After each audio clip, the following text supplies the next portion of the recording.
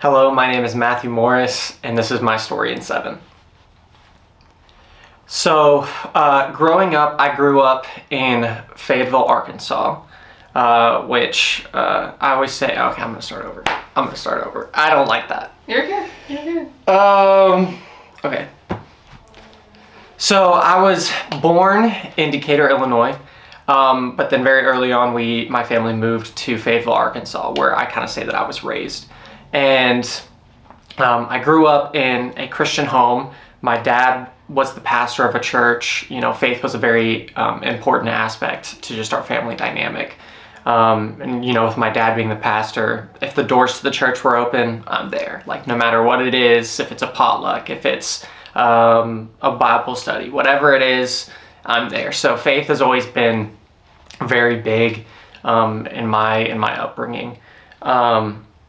And so I grew up, in Arkansas, you know, I had tons of friends. I went to school, I was in band, I was in choir, I did all these things, and I loved it. I was having a great time, and it was just nice to, you know, be a part of so many things.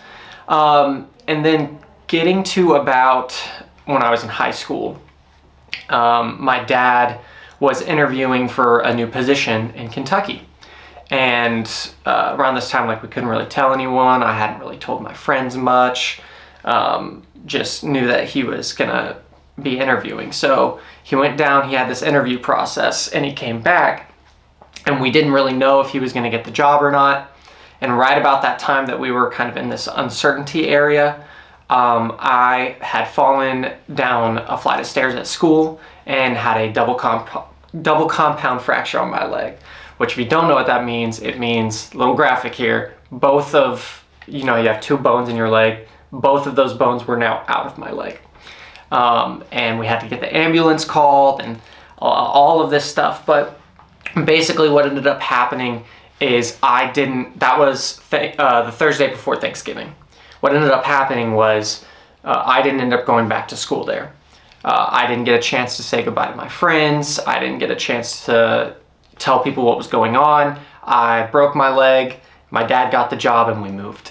So I left this school with all my friends that I'd grown up with, and I started a new school halfway through the school year in a wheelchair because they couldn't put me in a hard cast because of moving and weird insurance, things like that. So I was in a wheelchair. It's not the best way to start out going to a new school. And I remember that time was really hard and really, really dark for me. All the things that I had been involved at my previous school were just nothing compared to that. Like, I remember I tried to join the band and they put me on the triangle. And I joined choir and no one there was the same. So I stopped. And music, I learned at that time, was one thing that really got me through a lot. And it was in these moments that I kind of felt like I was alone, like I didn't have any friends. It's hard to make friends when you're in a wheelchair and you're really just getting wheeled to your classes and things like that. I learned how important music is to me.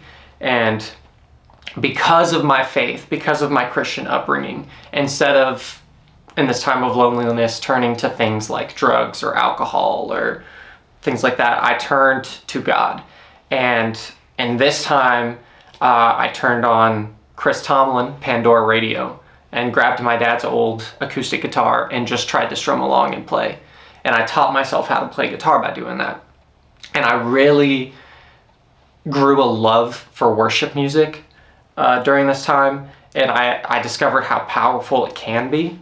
And I think that's what got me through a lot of my depression and things that was going on during this time.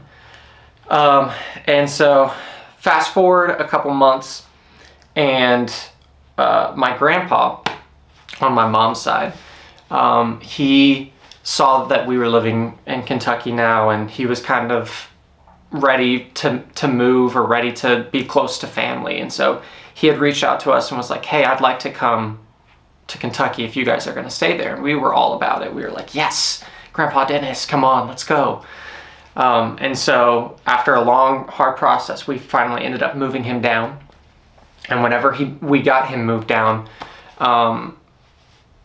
through some troubles or things like that, he one day went to the hospital with my dad and was diagnosed with a type of cancer. I think it was either his pancreas or his kidney. I can't remember which one, but it was really aggressive.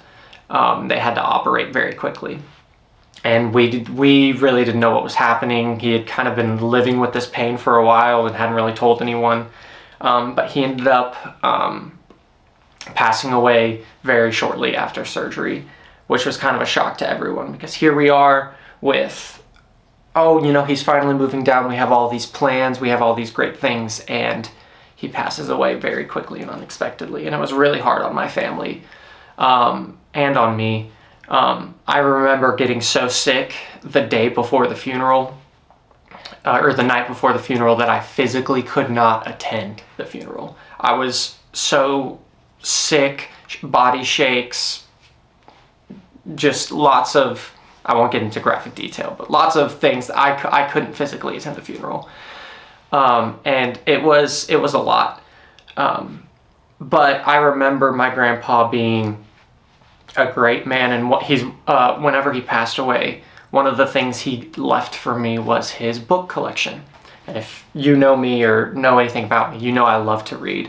And a lot of that comes from him, because he gave me his science fiction and fantasy book club collection, which proudly sits in my room. But here I was again, expecting to have this relationship with someone, and boom, he's taken away from me. And again, I'm just in the state of loneliness. It was a big thing for me, because it's hard to realize what you have until you lose it. So fast forward a couple years, I graduate high school and I go to college, and I finally meet a solid group of friends. I have a solid group of friends who we might not necessarily be big, but we basically became each other's brothers. And for the first time in my life, I had a group of Christian men my age who uplifted one another, encouraged one another. I could talk to about, the Bible. I could pray with. We could do Bible studies with. For the first time, it was not something that we did because, that's what we do at church. It was something that we chose to do and that we got to do. And that, through that, I realized the importance of what accountability is, and how important it is that you surround yourself with other believers and that you encourage one another and uplift one another. Because when people are in their lows, when people are feeling lonely, when they're feeling thrown aside, when they're feeling all these things, it's so important that you have other people around you to lift you up, to pray with you. It's one of the most important things that I've discovered through my faith walk. I would not be where I am today if I didn't have this support group around me.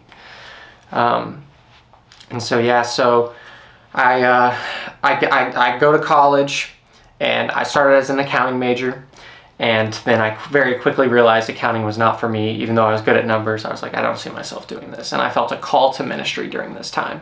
I just realized I was involved in all of these music things, and I very quickly realized, I was like, okay, this is what God is wanting me to do. So I switched my major to music, and I minored in Christian ministries, and I just began pursuing my ministry as hard as I could. I started interning at different churches. I got my first job as a worship leader, like the head guy, not just a member of the worship team or band, but like the head guy. I ended up graduating, and I'm now in seminary. I'm very close to my full ordination within the Church of the Nazarene, which I'm very excited about. But it's crazy to see the things that God puts you through and that God does in your life. So that's my story in 7, I think. Very chaotically.